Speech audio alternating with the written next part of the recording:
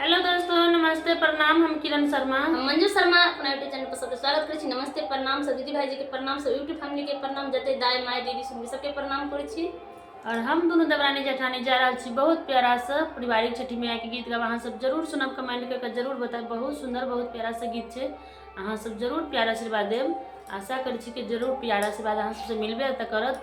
बहुत सुंदर गीत छै, प्यारा सा गीत है। अहाँ सब जरूर सुनब, जरूर कमेंट करब।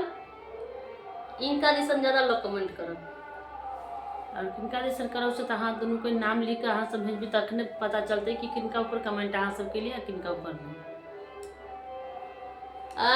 अठही काठ के कोठरिया हो दीनानाथ, रूपे छान लागल के बार। आठही काठ के कोठरिया हो दीनानाथ, रूपे